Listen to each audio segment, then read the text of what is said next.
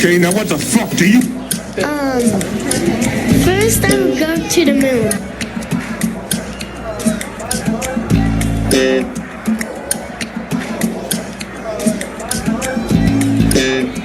First I would go to the moon.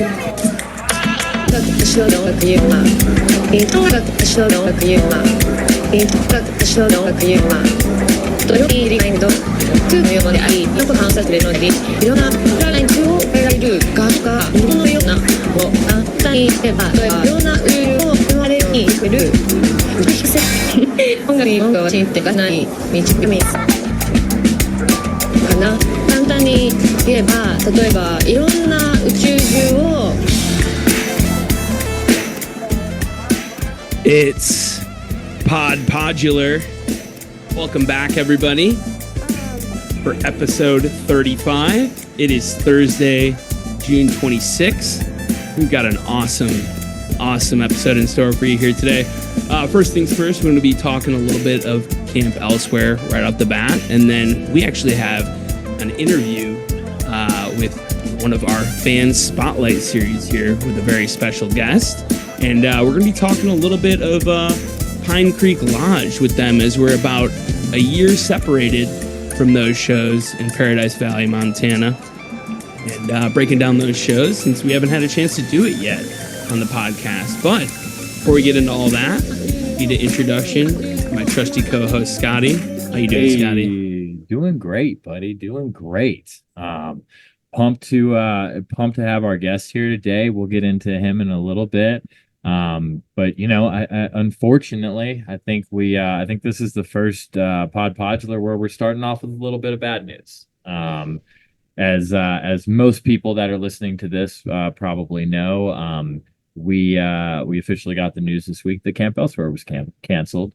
You know, read into that how you want. We don't know why it was canceled, but I believe the email that was sent out to everybody was circumstances beyond our control. We've got to cancel it, and you know, so the people that were there last year, like you, Nate, might be the only one we get to experience. Man, well, it makes that week that much more special. First, sure. But here are my thoughts. I'm not all that surprised. I mean, when you see a band like the Disco Biscuits, where take it at whatever you want, they're having a little bit more successful touring at this point. They're having a moment right now, like a resurgence.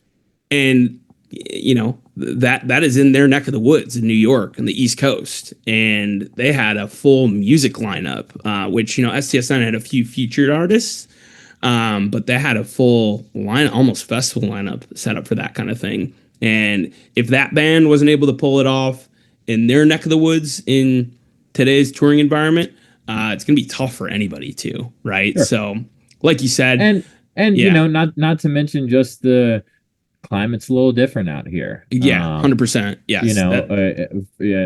You know, we don't live under a rock around here. Everybody knows what's been going on last year, and you know, I think times are a little less certain, and so it makes sense why people are guarding their wallets a little bit more. And again, we don't know what happened here, but you know, for whatever reason, it's not happening. And you know, I think at the end of the day, that's okay. And no one lost money out of this. Everyone's getting their refunds, and you know, the people that were looking to see them there, hopefully we'll see them, no pun intended, elsewhere, because they've got a lot of stuff going on this year that you can catch them at. So take that money, still spend it on soundtrack.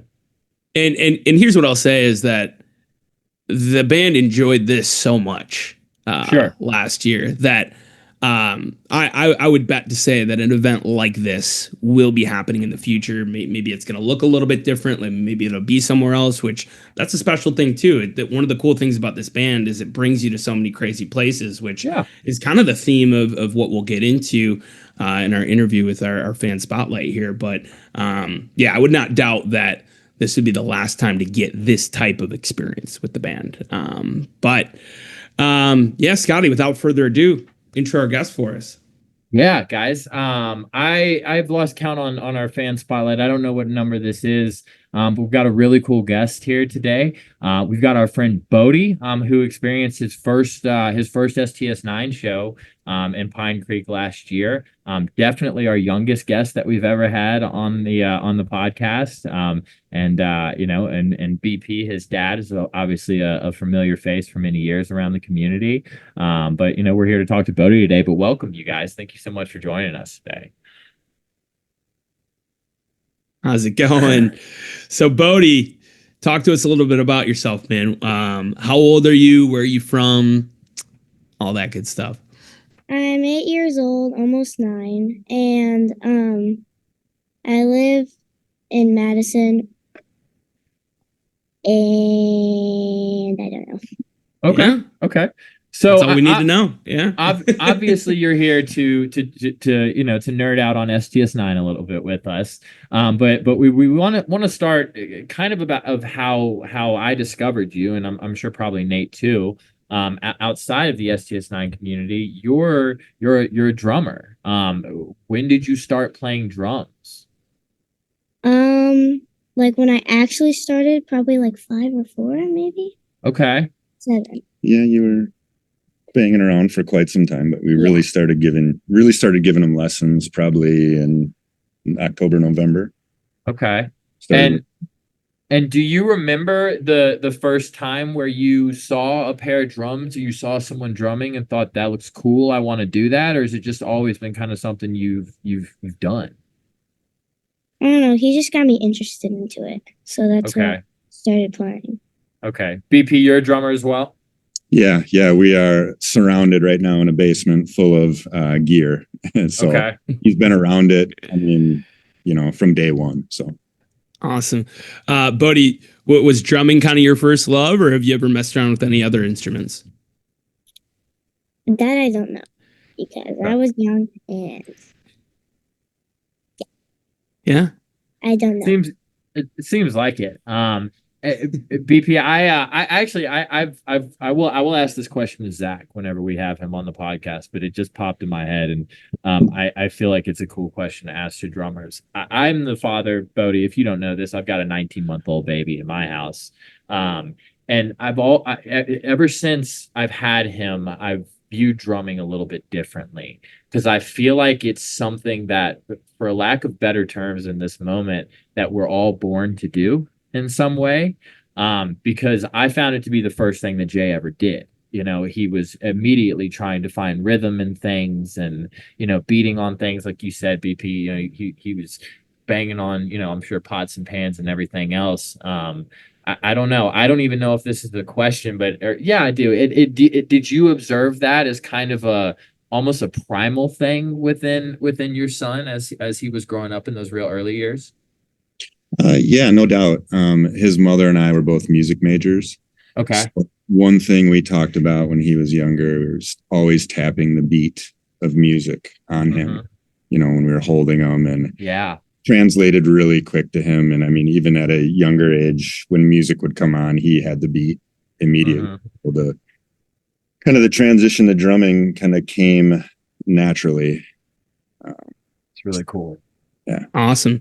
So outside of STS9, Bodie, and obvious, powerhouses we have in percussion, who are some of your other favorite drummers or bands that have inspired you to pick up drumming?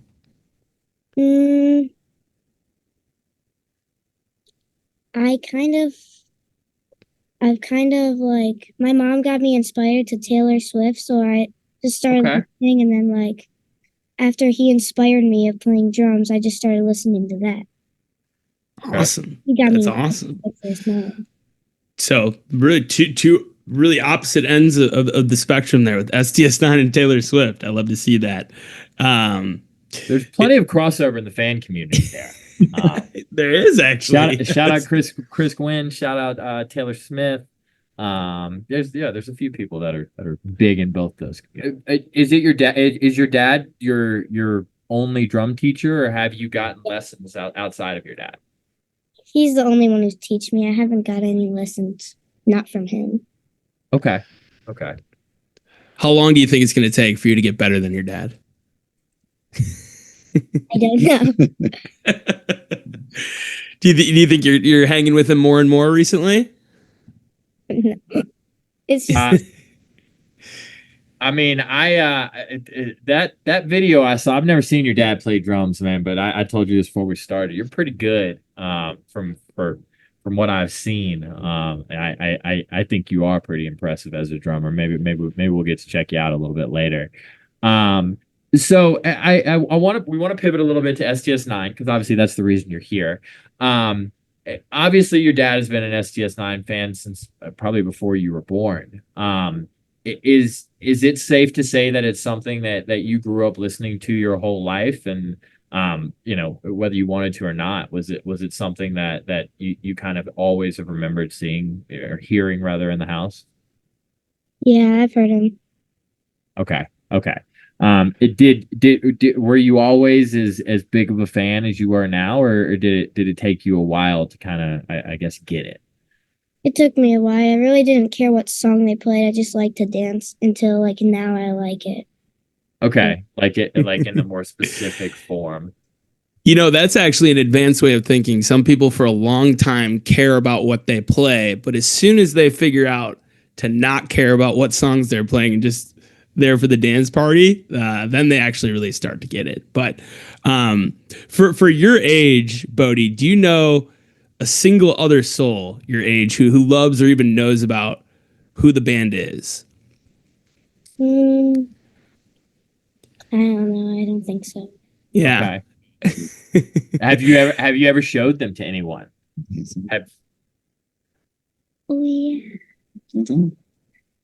Never mind. I know other people. Okay. I met them at Resonate. Oh, cool. So you've met a couple of other kids your age within the community now. Yeah, Brooks kids. Oh, yeah, of course. Yeah. Friend of the pod, former guest, absolutely. If the band didn't really resonate with you immediately, right? What made you want to go with your dad to see them at Pine Creek? And because we know that Montana last summer were your first shows. So what was the big thing that made you want to go? I was just interested. Like he said, we're not just going to listen to music. We're going to do other things there. First, I said no, but then I started thinking, well, and I'm like, yeah, I want to go. So okay. And was that just you and your dad, or was anyone else there with you? Just me and my dad. Okay. Very cool. So let's talk about Pine Creek. And obviously it was a year ago. You've seen 6 or 7 STS9 shows since then. Tell me about that day. What did you think of Pine Creek? I've never been. What'd you think of the venue? I sort of liked it because it was my first show. Okay. What was there anything you didn't like about it compared to the other places that you've seen them? Well, I didn't know it was going to be that long. What the shows? Yeah, man, it's a while. It's 2 sets. Do what? I was talking to him. Oh, okay. He was saying he should have asked me how long it was. Okay. Well, at least you get a break in the middle of it for most of the shows, right? Yeah. Yeah. So what did you? I mean, we're jumping a little bit ahead here, but you were at Red Rocks. That was a 5-hour long show. What'd you think of that one? It was like an hour. No. Hour. See, that's what happens though. You get bought in, and these things go by that quickly. I love that. That's amazing. Well, tell us about the first set that you saw, Bodie. I know we're gonna listen to it a little bit later together here, but it sounds like the monkey music from that first set was kind of like your aha moment. Was that kind of like the big moment where you felt like you got it? Yeah. Okay. What about that song did you like? I like how it started slow and then it went faster and faster. Uh-huh. Very, very, very percussion heavy song. Very like a very percussion led song. So you have a kit behind you, Bodie. Would do what? It's basically my dad's, but I use it. Okay. Okay. So do you have your own kit, or you just usually rip your dad's? I just use my dad's. I don't have mine yet. Okay. Cool. Well, your dad's is good enough. As far as STS9 songs you've been working on, you told us before we started that you've been playing along the Vapors lately. Would you be interested in playing a little bit for us? We can throw a Vapors on. Mm-hmm. Good stuff, man. Go for it. You ready? Okay.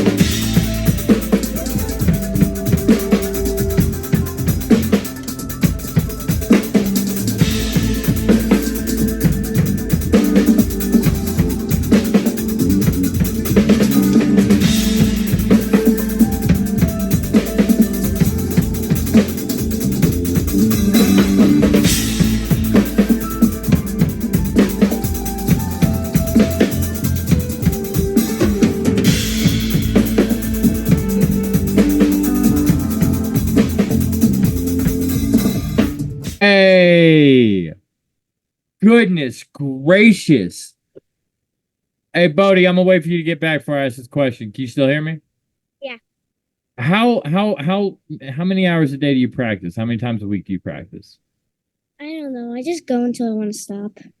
He plays every day. I mean, literally since October, November, and I'll call it an obsession. We're in the basement doing this, and he's got a digital drum kit at mom's, and she's always sending me snaps. So it's been amazing to say the least. Yeah. I could say, man, since the first video I saw that BP shared of you, I've already seen a vast improvement of just like you picking up your rhythm, and Vapor seems like a little bit of a harder song to play to. That's a high energy one, right? Yeah. Yeah. Would you say is that what attracts you to it? I mean, you seem like a kid that likes a bit of a challenge. Is that kind of why you like playing Vapors? Yeah. So obviously we don't have time for you to get into them all, but what are some other STS9 songs that you enjoy playing along to? Is the video that I saw of you click-laying Echo, is that right? No? That was Come Why. Okay, that's right. And then the other recent one that he was kind of shredding it on was Life's a Symphony. He really fell in love with that song. Last week I was saying that I would say right now it's probably Peachtree for me, but that I think Life's a Symphony is going to grow to be my favorite song off of this project. It's strong contender to open up. For you, Bodie, I think I love seeing you hit that crash cymbal, just like I watched Zach doing it. What's your favorite part of your dad's drum kit? What do you think is your favorite thing to hit? Maybe the toms. Toms? Okay. Nice. You started that video out with a little bit of mallet work on the cymbals too. It's awesome, man. Really good stuff. So speaking of kind of equipment, right? I'm going to share a quick picture real quick that your dad sent me here. It seems like you got a chance to share a piece of equipment with Jeffrey recently, right? So talk to us a little bit about that. I'm going to get that picture pulled up right here. So when you started to pull me into Resonate, I started to think I kind of want to make something. So I was getting ideas from shakers and stuff, and I'm like, I should give this to Jeffrey. That's awesome, man. This is a great picture, you guys. So this was at Resonate this year? Mm-hmm. That's awesome. How did that come to be? BP, did you get in touch with the band before, or Bodie, were you just hanging on the front rail yelling at Jeffrey? Yeah. Yeah, that's how it did it? He told me to. I shouldn't be embarrassed. No, you shouldn't. That's amazing. That's so cool. Yeah, no, I kind of, being a percussionist, obviously Jeffrey and Zach have been two of my biggest inspirations in life. It does. It's every day. Yeah. But I've had a chance to, I've been seeing the band for a while, and one of my favorite moments in 2004, I ran into Jeffrey in LA. They were playing the Wiltern, and he spent 20 minutes just talking hand drums and percussion with me, and just, totally took the time, and, just kept seeing him over the years. And then at Elsewhere, we were talking about gear, and told him I had these bells that came from my house, and I polished them up. And he said, hey, mind if I play him sometime? And I go, I got him here. And he's like, well, can I play him now? And so he played him at Elsewhere, and then he took him on the road with him. And then, he gave Bodie a shaker and shaker back. Yeah, in Phoenix. And then Kristen, my girlfriend, and I made him some shakers he played in New Year's. And then one day I came home and Bodie had this thing on the counter. Tell him what it's made out of. What you Jeffrey shaker, what you made it out of. A tissue box. And macaroni. So sorry, you broke up there a little bit. You said it was tissue box and macaroni? Yeah. That's awesome. That's awesome. So did he use it that night at Resonate?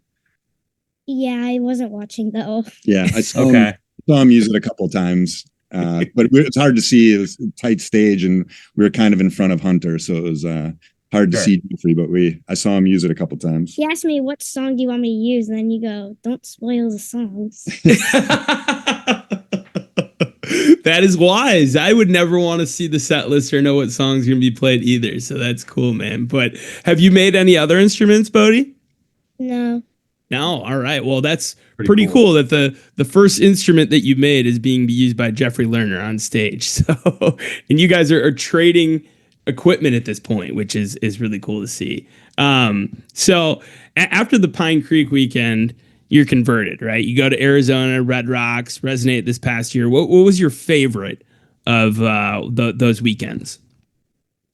Oh, Lord, I don't know. They were all so good. All so good.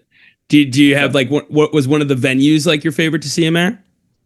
What'd you think of Red Rocks? Yeah, I was about to say that's probably my favorite. Yeah. Okay. Pretty awesome. Yeah, go ahead. Go ahead. Did you want to share? You wanted to share some stats, Scotty? Oh yeah. So,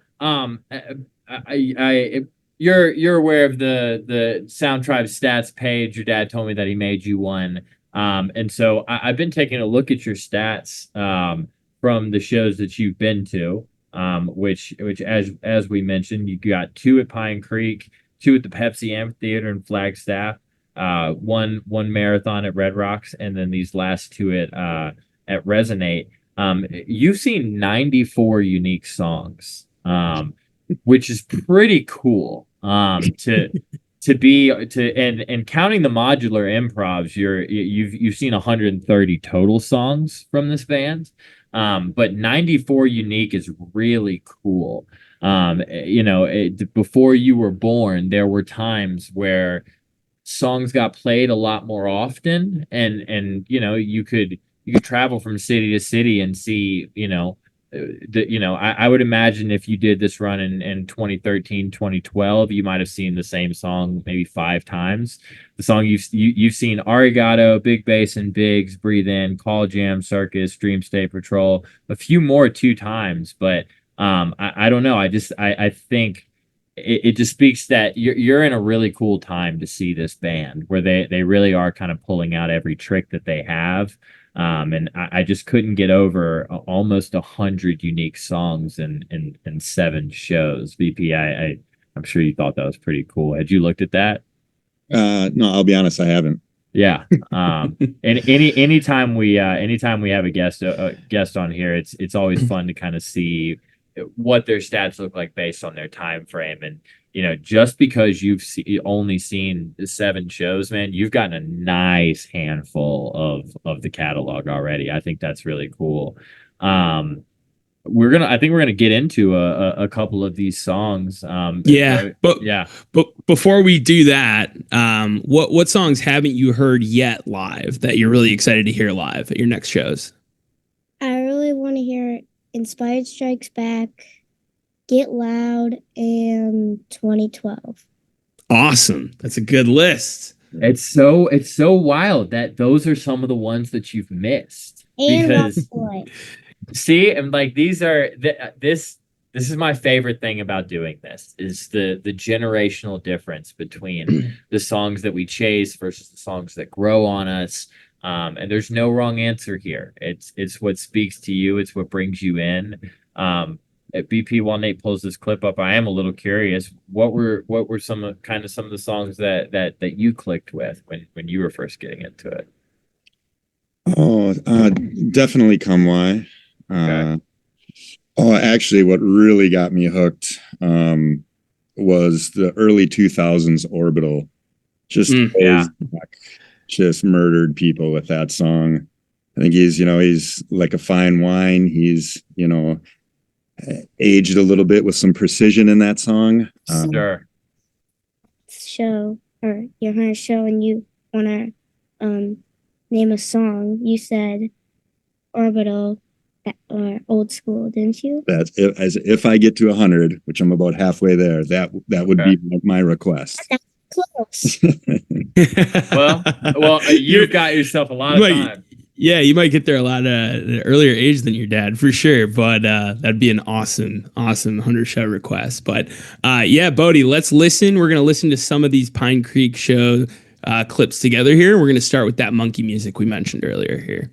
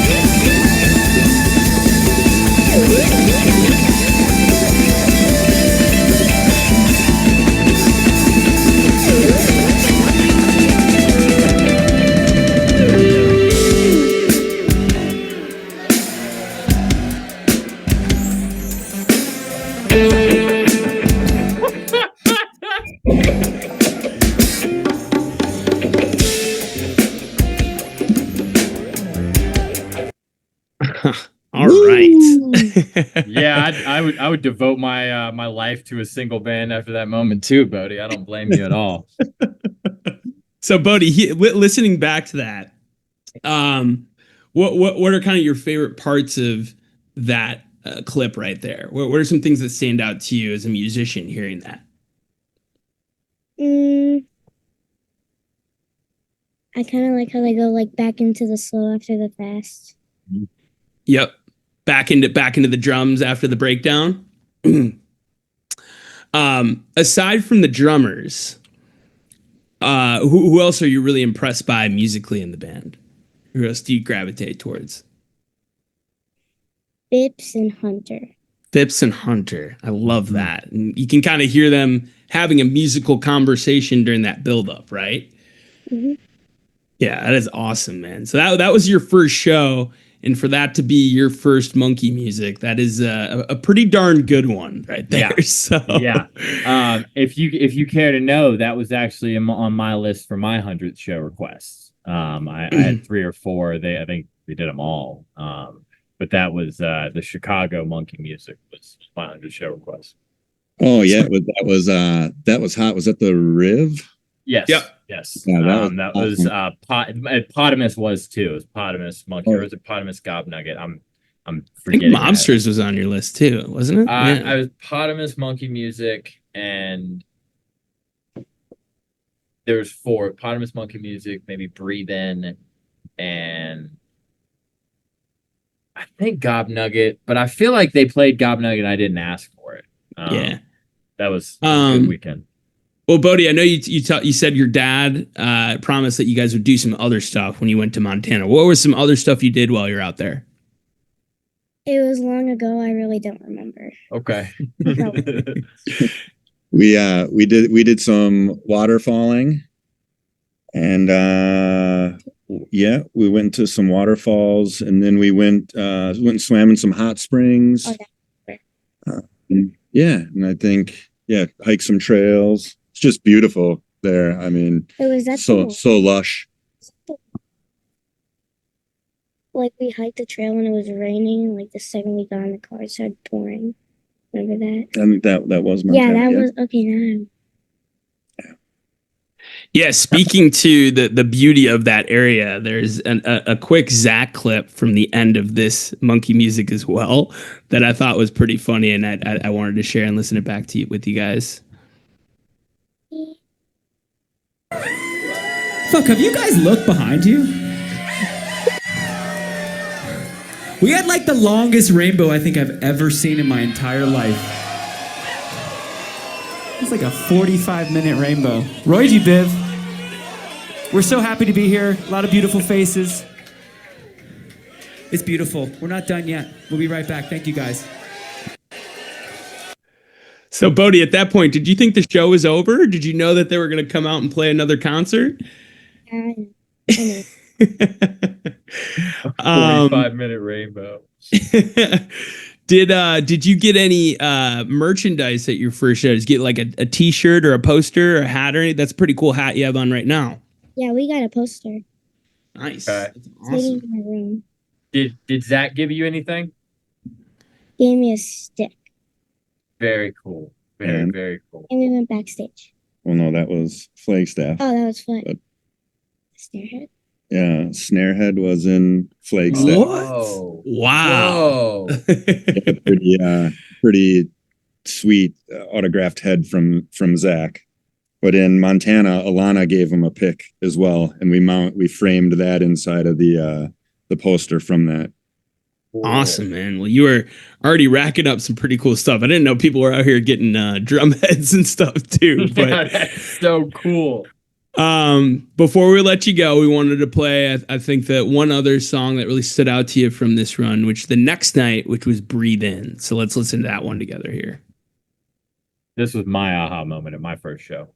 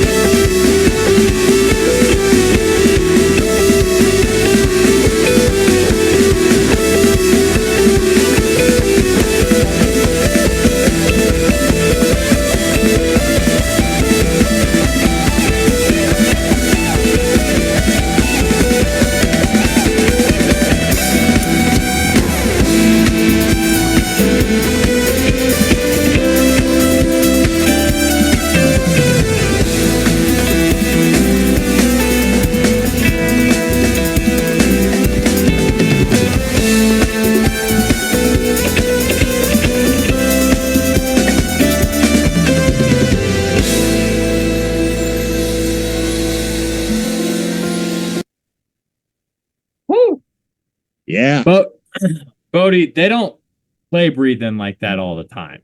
I'm here to tell you, bro, that's definitely a top 10 Breathe In of all time. I am not aware of how many times it's been played, but I am aware that there's definitely less than 10 that have been that long. That one almost clocks in at 17 minutes. Or if you wanted to use that rainbow measurement, that's three breathe ins is how long that rainbow that he was talking about was. So that's a pretty different song from Monkey Music, yet it was another one of those that kind of grabbed your attention. What do you love most about that song in particular?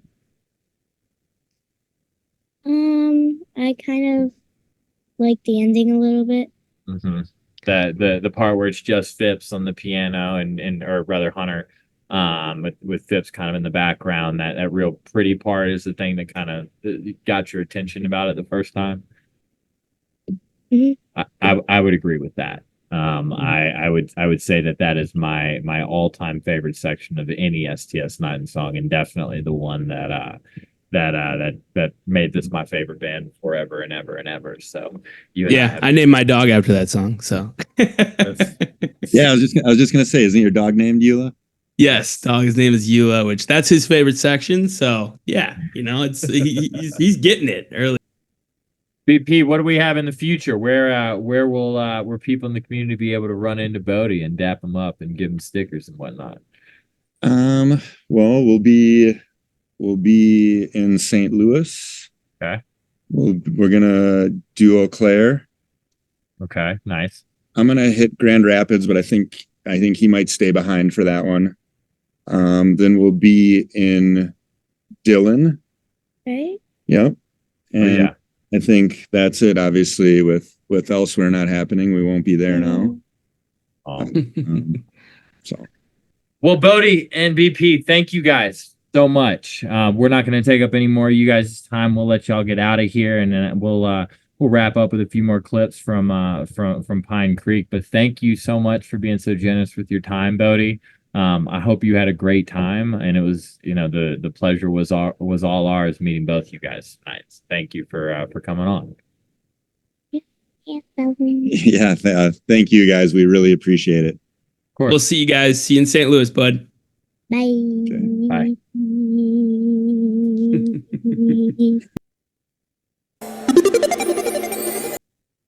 And we are back. Thank you again, BP and Bodie, for joining us. But we are not done talking Pine Creek. The reason we chose Pine Creek, other than the fact that Bodie was here, is because there were a few runs that happened last year that we just didn't get to talk about very much because we didn't exist as a podcast until right after the Chicago run. And for my money, Nate, going back, how websites every once in a while they go back retroactively and they regrade albums based on just how they've aged within the scheme of things. I had not given this run its proper due before this little exercise that we did and kind of revisiting it.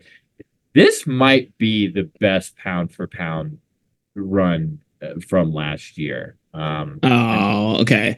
Chicago exists. Chicago exists, but this thing's got hands, man. If we want to, it does. It certainly does, and I think I had avoided it a little bit because I had so much FOMO with it. I believe we had a wedding. Yeah, I believe we were planning to go, and we ended up having a wedding that weekend, which. I would never miss a wedding for an STS9 show, right? You're always going to have the next show. Hopefully everyone's only going to have one wedding in their lives. It was one of those things where we set up to go. We had plans to go. I've ridden Big Sky, Montana back when I was a kid, but I haven't been to back to Montana as an adult really. It just looked beautiful. And this Pine Creek Lodge, I think the Biscuits had played the summer before, and I'd seen some pictures and videos from that from 2023, and I was thinking like, man, if STS9 could play at that venue, holy shit. Mm-hmm. Sure enough, months later, you get the announcement that they're doing a 2-night run. These are great shows, so we felt we'd be remiss not to take the time to share some clips from him. And that opening segment was, of course, the Arigato opener. Scotty, when you get an Arigato opener, especially the one like this one, I think that it's time to do your stretch. It's time to hydrate, right? Oh yeah, no, it's suits and briefcases, baby. It's business time. We got some things to discuss, and this I mean the flow of this show is really what we've been talking about a lot, of this weaving seamlessly between very old and very new.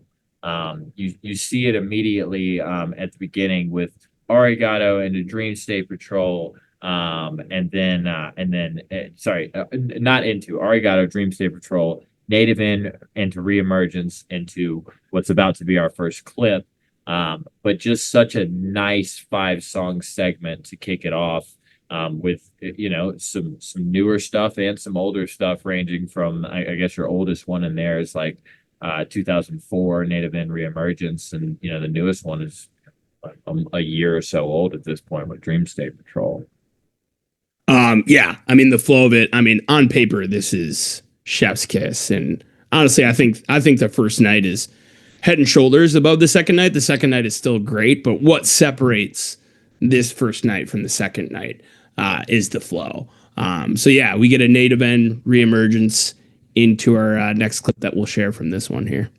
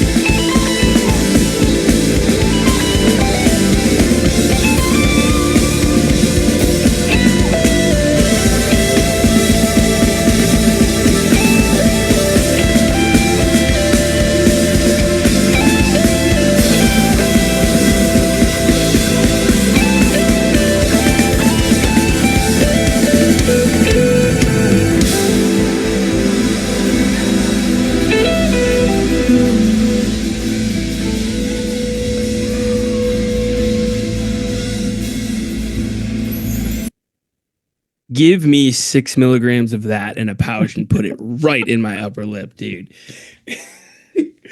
Good dude. God. I don't know how. I don't. This isn't like a fully fleshed out thought right now. Just in the middle of that Wilder, I thought this is outdoor STS9. Yeah. No, this is like aptly named. Yeah, exactly. And then you start looking at that first seg, and you're like, oh, this whole opening is set as a tribute to nature.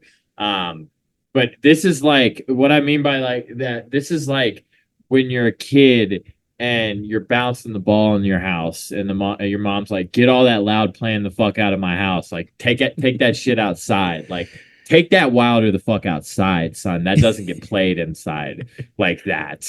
That's a good point. Oh my God. Yeah. Okay. All right. Oh, yeah. So, check it. You got it up. Yeah, I know what you got to check. First of all, so Wilder was named. It's on the first Wavespell EP. Yeah. Right. So in itself, born out of improv. Right. Mm-hmm. So it's named after a trail near Santa Cruz, the Wilder Trail. Actually, me and Gina hiked a little bit of it when we were out there for the Corey shows the other year. Let's see. It's been played 9 times. That's insane to me.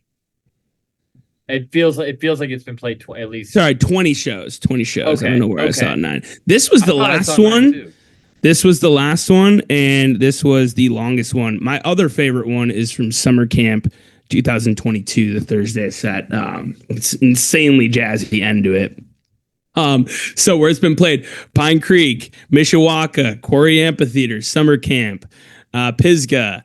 Let's see here. And then Wavespell Live. Yeah, you think of Belly Up, Brooklyn Bowl. It seems like 75% of these have been outdoor shows that's been played at. So it is very aptly named. And it just keeps going, dude. I mean, both Phipps and Hunter here, and Zach are just fucking crushing it. This is, it's where it's like you can't really put a finger on who you talk about first when you're thinking about this track. But yeah, man, those 3 songs, Native End, Reemergence into Wilder, it's a very smooth seg from Reemergence into it. You've got Arigato, which isn't on an album. You've got Dream State Patrol, which is Chromolite. You've got your Artifact stuff. Now you've got your Wavespell stuff, right? And then they get into Big Basin, which that's another thing I wanted to look up. On our first episode, I said that after the Chicago Big Basin, that the next one was going to fucking slap. And they have not played it since. So interesting, because the last clip they haven't played since either. And you wonder that was the last Wilder. Yeah, and you wonder if after certain versions it just is like, put that one away for a while. Yeah, you know, let's let that one smolder for a while. Yeah, dude, I cannot wait for the next Big Basin, dude. It is going to be huge, and the next Wilder. I think the Big Basin might be shelved because that's about to be on the next EP for Human Dream. That feels like that's a pretty fair. Strong. And that new second modular half is going to be part of the written back end piece of it for the studio version, I think, for sure. Okay. Then you get a Dusky Monkey with the modular jam into it to round out set 2. Obviously, that was the monkey music we listened to earlier with Bodie, and that got him hooked, and for good reason. The intro is sick. The breakdown is sick. We've done an intro and a breakdown of monkey music, but on the show, we haven't listened to that middle section yet, and man, some soaring HB guitar on that. That is really who impressed me on that one, for sure. Set 2. Your favorite kind of opener. But dude, give me Circus and Mirror Soul back to back any day of the week. That is this is, I know, a very popular Mirror Soul among the community. But our last clip from this night had to be from this one.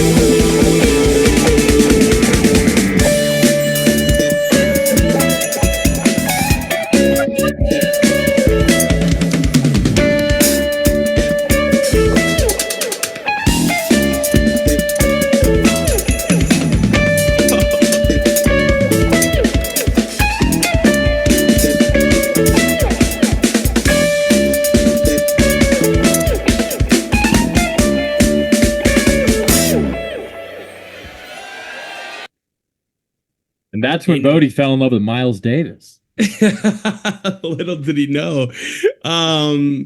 That doesn't get old. That is the black satin that doesn't get talked about enough, I don't think. No, I honestly didn't remember it happened before I was listening to these shows again. I think it was on my top 10 moments from 2024. We certainly didn't clip it, but I'm really glad that we went back and listened to that, because holy cow. I'm kind of I during the first couple of minutes of that of that clip, I was going back because I'm kind of interested to argue night one or night two for Chicago. Night two overall. Night two. I know what you're getting at from that. I mean, you can't like, this is the best black satin. You know, that one you had the whole lettuce sit in and everything like that. I think that's cheat codes a little bit. Like, if you're that's looking what for, I was gonna say. I think it's the lettuce of it all that tips it in the Chicago direction. But going back to indoor STS9 versus outdoor STS9, they're kind of the same side of the different coin. This sounds like microdosing mushrooms in the valley in Montana. It does. Like they took this out there. It gets out there, and then it gets like it's very psychedelic. Like Hunter's distortion on some of those guitar tones I've never heard on any other recording. But like Phipps almost takes you back to like Smith's Old Bar from '99 recordings, like with like super just like saloony type stuff. Sure. Like, It's ragtime piano kind of. Yeah, it's like the piano's bouncing off the trees a little differently out there. I don't know how to describe it, but there's definitely a completely different essence to that Black Satin and to a lot of this night than there is anywhere else during this year. There's some shit to it, as the kids say, for sure. So we get that Black Satin, and then this Kamwai is really cool. I know we talked about last week of what your favorite Kamwai shouldn't be. This one could be on the list because it was kind of the first time where they modulared out that drum breakdown, which is really cool. So really unique drum breakdown in the middle of it, where it's kind of modular led, but like kind of percussive in that way. Yeah. Before Alana kind of brings the groove back and the full band gets back into it. So a standout Kamwai. This was a seed that stood out for a lot of people as well. And then a 12+ minute Shock Doctrine. And then I think a very appropriate Grizzly encore to summon the bears. Hopefully nobody got attacked by a bear because of bad foot. I know that there were some bears that heard that in the different distance for sure. Night 2 over night 1 Chicago? Yeah. Overall. Okay. For sure. Okay. Another episode for another time. But I would have lost any amount of money that I bet on it if I was guessing which one you'd pick. Let's talk about this artwork too from Taylor. Yeah. I was looking at it. So yeah, oh wow. And it gets going to the first night, it's a little more organic at the bottom with this flower plant. I don't know I'm not a herbology expert, but it's really cool how it almost looks like it's on like that like artifact type, almost not cardboard, but like whatever material that is. Yeah. And then like the drawing of the flower and how it's like very organic, and then it like glitches out at the top of it. This is really cool. I hadn't noticed that it's the same that it's just basically a poster cut in half, and it gets glitchier as you get deeper into the weekend. So okay, so I see what it says. So this is the bottom of the poster and the top of the poster was this. Right. Yeah, very cool. So really cool stuff before we get into to night 2 here. But night 2, I mean, I think we talked about like series of encores on a run. You think about openers on a 2-night run. You get Arigato night 1. You get instantly night 2. back in suits and briefcases, baby. There is no fucking around to be done here. We are about that business tonight. Right. And this tap-in is one of the better tap-ins with Alana, where Phipps kind of gets into a really kind of more gritty synth than a screechy synth on the breakdown. And Hunter hits you with the proper like which is missing in some of the more recent tap-ins. But yeah, this tap-in is a standout for sure. We thought about clipping this Real and Imagined modular jam. It's very cool. The outro of it is a lot different than the other ones. And a short but sweet F word here. A really solid F word in the back half. And it's segued really nicely out of like a super glitchy ending of that Real and Imagined 2, which sounds really good. Scotty, take us through the rest of the first set here.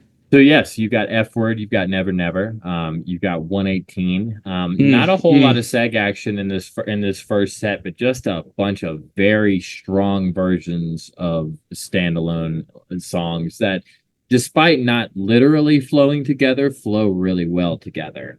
You got that Never Never and that 118, which as I was listening to it, I thought that did kind of go into it, but works. There's a lot of like loose segs, like where they're more like transitions than segues. Not labeled on paper, but it felt like there was a little less stopping than it reads down on paper. But this 118, another one that we had on the clip list, and on a night where we didn't have a really cool kid to talk to, probably would be listening to that right now too. And then probably my favorite off of Chromolite, you got a Fires into a Blue Mood, kind of a fire and ice deal there at the end. I hadn't thought of that. I hadn't either until I read it out loud, and I was like, oh, Fires into Blue Mood makes perfect sense. Nice. And then Set Break, New Dawn New Day. When was the last New Dawn New Day, Nate?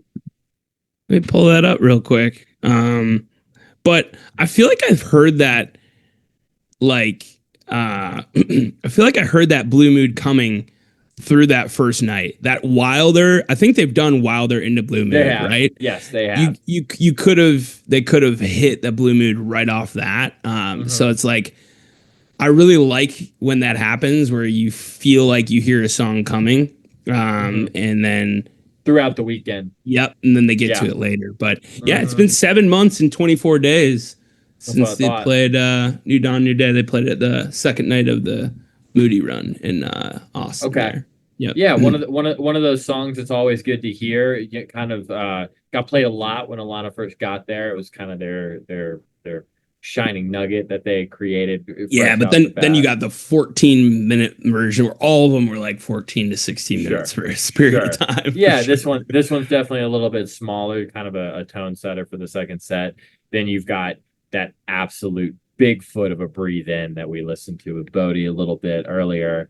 And then our next clip, which although I feel like I might have listened to this run once when it came out, this felt like the first time I'd ever heard this version of this song, and I've got a kind of a cool story about it after we play it, but we'll get into it.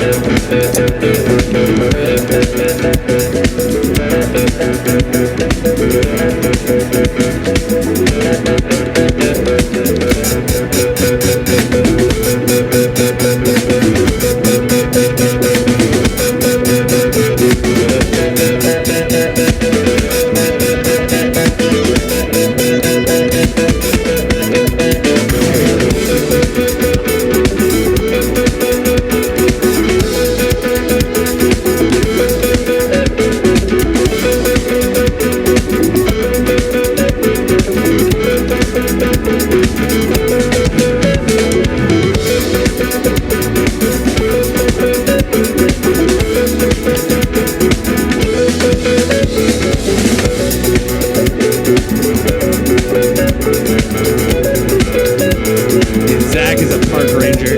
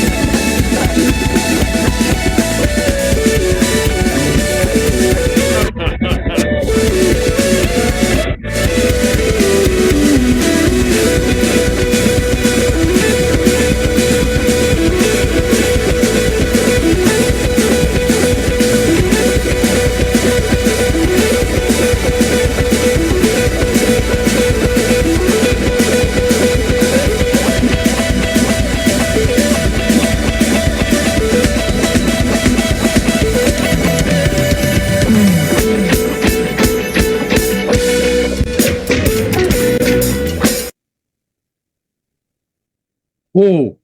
So, when we were doing our little normal notes list of clips and shaving them down, I kind of threw this one in last minute.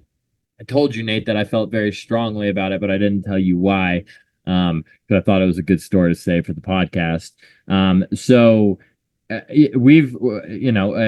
We're in a group chat of kind of our close friends that are all big STS9 fans, and there's a few parents in there with kids older than me, and a topic of conversation was, what's your kid's favorite STS9 show? A very appropriate question to bring up tonight of all nights. And I would say that tonight my son got his favorite STS9 song, or rather this afternoon. because I got Jay from daycare. I was running through this show. I had this Wicca dead center in the middle of it playing in my car. And Jay was a little upset. He's been teething lately, and he was crying as I put him in the car. And he heard this Wicca Nate, and I shit you not, he went from crying to dancing immediately. Like, put him down, he got a little load of it, and just started doing this little action to Wicca. And so much so that I took him out of his car seat in the middle of the daycare parking lot, and I was like, "We're gonna finish this Wicca, bro. This is your first song you've really reacted to." I put him up on the car, and now he's up on the car doing this one, and it was a sweet moment. It was really cool, and it was, I've obviously played him a lot of STS9 in his first 18 months, but it was the first one that he really kind of snapped to and was like, "Oh, I like this. I can dance this. This is fun." So this version of this song is quickly shot to the top of my list. Jay Fuller is a man of good taste. Big Wicca guy. Big Wicca guy. I mean, yeah, this is top notch STS9 right here. Top notch song, top notch jam, top notch depth, top notch mix. Just the playing around just with the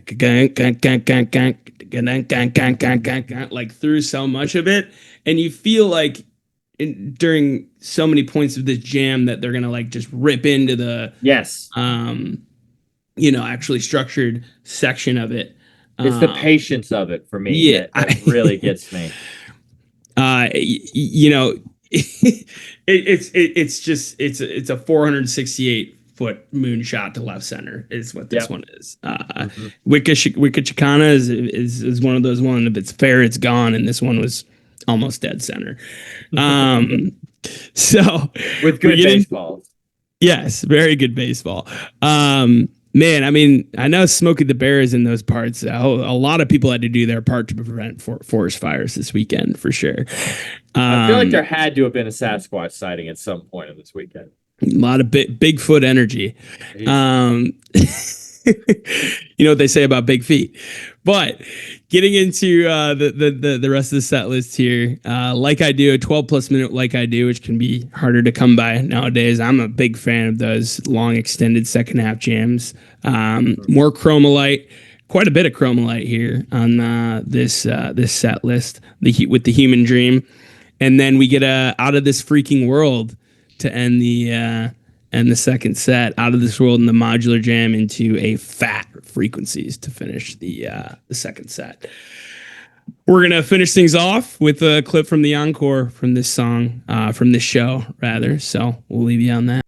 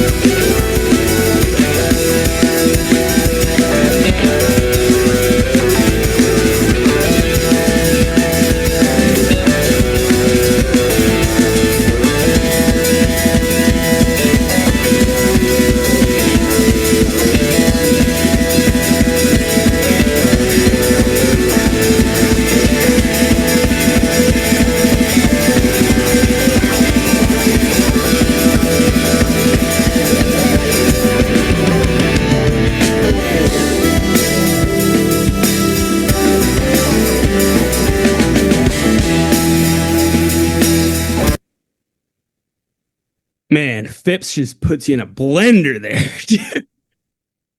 And that was the last time that we saw this one. Another one. Wow. Very, very much on the last time played tonight.